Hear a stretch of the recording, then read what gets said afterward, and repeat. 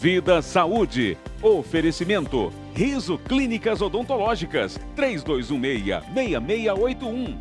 Incor. Há 25 anos cuidando do seu coração.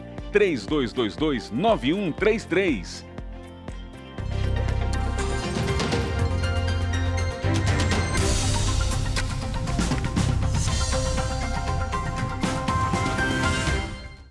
Olá, chegamos com o Vida Saúde de hoje. E essa é para os pais, tá? Pais, tios, aqueles que cuidam, os cuidadores das crianças, porque a nossa convidada de hoje vai falar sobre a ansiedade infantil. Nós vamos entender se a criança tem os mesmos sintomas que o adulto, quais são as diferenças entre a ansiedade e medo. Quem vai conversar conosco sobre esse tema é a psicóloga infantil Brunella Abreu. Brunella, que nome bonito, bem-vinda. Muito obrigada. Nome de artista, né, gente? Brunella, por que hoje é tão importante a gente falar sobre a ansiedade infantil? Então, Débora, a ansiedade hoje ele é um dos transtornos mais comuns na infância. E todas as pesquisas, todos os nossos dados recentes, eles mostram que as crianças e os adolescentes, em algum momento da vida, terá um tipo de característica de ansiedade, né? Um sintoma, e ele vai precisar de cuidados. Então, quanto mais disseminar essa informação, passar para as pessoas que estão próximas às crianças, melhor é, porque essas pessoas vão poder ser cuidadas, né? Hoje, a informação que nós temos da OMS é que o Brasil ele é um dos países, um dos maiores, tá? Que tem casos de transtorno de ansiedade. Mas em criança ou de uma maneira geral? Geral, incluindo criança, adulto. E aí nós somos o 5º em caso de depressão. Menina, e o que é? Qual que é existe aí uma causa? Já tem uma estatística de causas para a ansiedade? Então, nós temos que olhar para 3 fatores. Nós temos que olhar para o fator genético, para o fator ambiental e também para o fator cultural. O fator genético, de 30% a 40% das pessoas que têm algum tipo de ansiedade, né, que sofrem de ansiedade, elas têm uma pessoa por perto que tem ansiedade, um pai, um tio. O fator ambiental é porque nós, se estamos em um ambiente que gera muita ansiedade, nós vamos apresentar características de algum tipo de transtorno. E a experiência, cada sujeito reage de acordo com uma forma em situações diferentes. Então, nós podemos estar na mesma situação, eu e você, e ter reações diferentes. E aí você pode ter algumas características de ansiedade no mesmo ambiente e eu posso não ter. Olha. E também o fator cultural. Então, nós vivemos uma questão cultural como a pandemia, que muitas pessoas, quem nunca teve nenhum sintoma de ansiedade, começou a ter. Olha, gente, é uma loucura, né? Ela falou primeiro da ansiedade, depois da depressão. Agora a gente vai continuar falando da criança. Qual que é a diferença entre o medo e a ansiedade? Sim, os dois são emoções muito importantes, né? Todos nós temos e elas são importantes para o nosso desenvolvimento. O medo, geralmente, ele é de algo presente. Então, eu tenho medo de elevador. Então, aqui, para mim vir aqui, eu vou procurar um jeitinho, vou subir a escada e tudo certo. A ansiedade ela é mais intensa, sabe? A frequência dela pode ser também diferente. Eu fico sofrendo por algo do futuro, né? Então, se nossa, a Débora me chamou, será que lá tem elevador? Será que vai ter escada? Será que eu vou conseguir subir? Será que eu vou conseguir apresentar? Como é que vai ser isso? Eu começo a sofrer demais e aquilo começa a ter um prejuízo significativo. Entendi. É uma loucura, né? A cabeça da gente é uma coisa assim muito... É sem explicação, tá? Porque a psicologia explica muita coisa, mas também a gente não explica tudo. Sim. A criança, porque a gente fala sobre o medo também, porque às vezes o medo é confundido com a ansiedade. Mas a criança, quando ela tem a ansiedade, os sintomas, eles são os mesmos que os adultos ou os sintomas são diferentes? Então, é importante a gente pensar nisso. Às vezes, os pais ficam achando que a criança está apresentando um sinal e fala que é uma frescura. E as características são muito parecidas e às vezes podem ser até mais intensa, porque a criança ela não tem repertório para lidar com a emoção igual nós temos. Então, às vezes, você está se sentindo ansiosa, você vai ali, escuta uma música, dá uma caminhadinha e fica bem. E a criança que não sabe, que não tem repertório para isso, que não sabe como que se acalma, e aí isso pode vir com uma intensidade maior. Vamos pensar juntas. Nós não vivemos momentos e experiências como as crianças. Por que elas não vão ter características parecidas? O que eu fico sempre batendo na tecla é que a gente tem que ficar de olho nesses medos que são comuns da idade. Então, assim, qual é a idade que a criança tem medo de monstro? Qual é a idade que a criança tem medo da morte? Se a gente consegue entender que existem alguns medos que são do desenvolvimento, a gente não encara tudo como uma ansiedade. Entendi. Então, isso é importante, né? Olha, gente, nós vamos continuar falando sobre a ansiedade infantil. Uma das coisas mais importantes da gente entender nas nossas crianças quais são os sintomas, tá? Mas antes, a gente vai para o intervalo comercial e voltamos já já, e a Brunella vai explicar tudinho para a gente. Sai daí, não.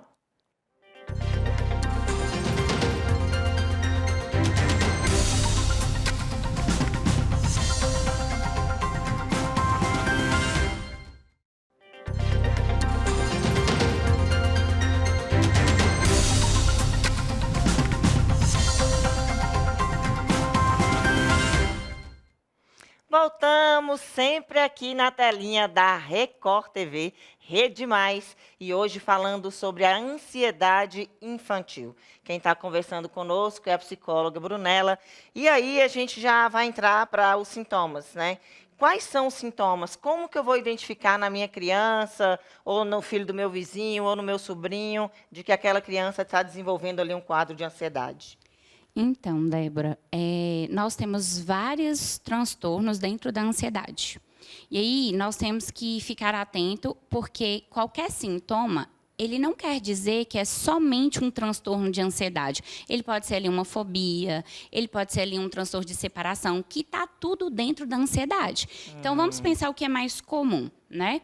Então, assim, criança por volta de 4 a 5 anos, ela tem muito medo de separar dos pais, ela pode apresentar sudorese excessiva, ela pode apresentar incontinência, né? Fazer xixi em determinadas situações e, às vezes, não conseguir controlar isso.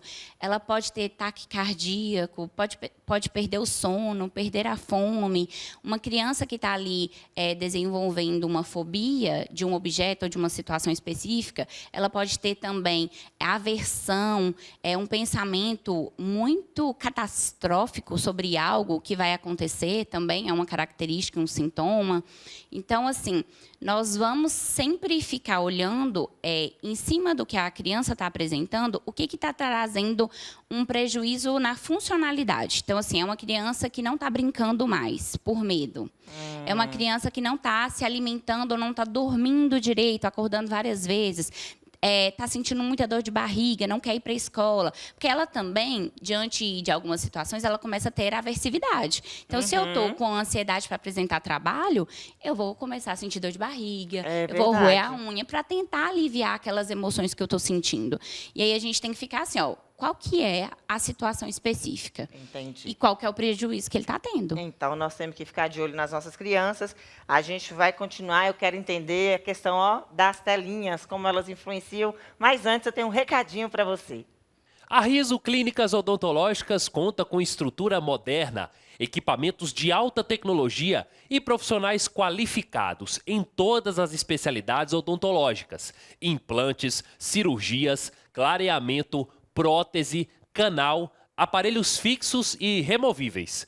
E mais, os dentistas da Riso priorizam cada paciente com as suas necessidades individuais e com um tratamento humanizado e personalizado. Preços acessíveis e parcelas que cabem no bolso. Riso Clínicas Odontológicas, prezamos pelo seu bem-estar. Avenida Afonso Pena, 148, no centro de Montes Claros. Telefone 3216-6681. Vem pra Riso. Riso faz bem. Recadinho bom, né? Agora, gente, se você tem alguma dúvida sobre esse assunto nosso de hoje, falando sobre a ansiedade infantil, é só você passar um WhatsApp para a gente. Nosso telefone é 38998065226. Pode ser áudio, vídeo ou texto, mas a gente adora os vídeos, tá bom? Brunella, agora que é a pergunta de milhões, né? Olha aqui, ó. Telinhas, os nossos tablets, celulares, a própria televisão. Isso pode influenciar para essa criança desenvolver um quadro de ansiedade? Então, quando nós falamos de tela, nós falamos de um hormônio, que é o hormônio do estresse, né?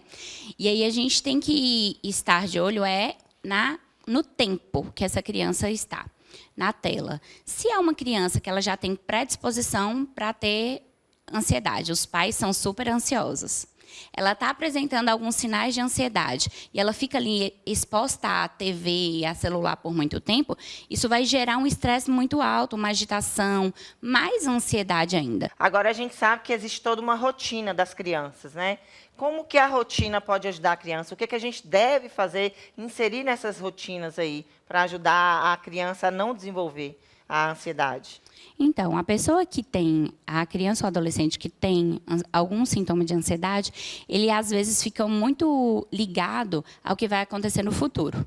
E aí são muitas variáveis, então gera insegurança, é uma incontrolabilidade, eu não sei que horas que vai ser meu aniversário, que horas que o bolo vai chegar, que horas que eu vou viajar. Uhum. E quando tem uma rotina, isso dá uma previsibilidade, dá uma segurança. Nossa, eu sei qual é o horário da minha festa, eu sei que eu vou tomar banho e em seguida o meu coleguinha vai chegar. Então, quanto mais estruturada essa rotina estiver dentro de casa, melhor é para essa pessoa. Só que nós não podemos ser muito rígidos, né? Então, tem pai, tem mãe que fala assim, Brunella, eu tenho uma rotina, mas eu não mudo ela por nada. Eu não saio porque meu filho tem que dormir 9 horas. E não é assim. Nós não podemos ser muito rígidos com tudo nessa vida. Nós temos que flexibilizar. Ok. E aí, antes da gente encerrar, que está quase na hora da gente encerrar, como que os pais podem ajudar a criança quando ele identifica aquela ansiedade ali na criança?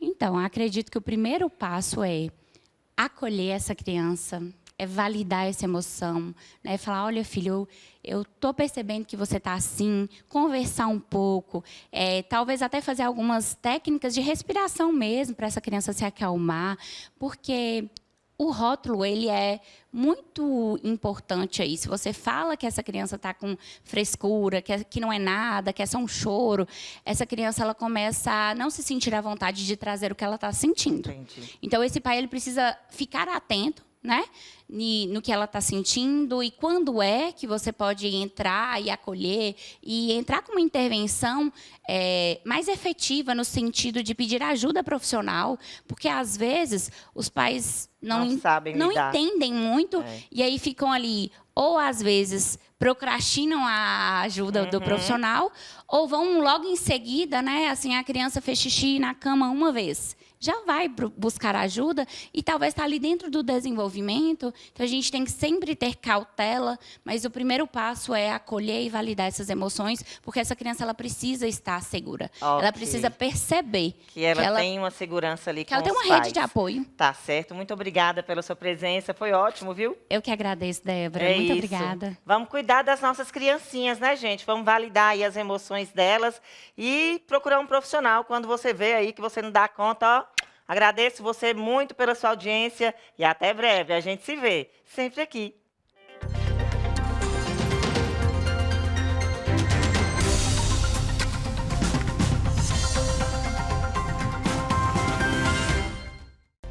Vida Saúde. Oferecimento. Riso Clínicas Odontológicas. 3216-6681. INCOR. Há 25 anos cuidando do seu coração. 3222-9133.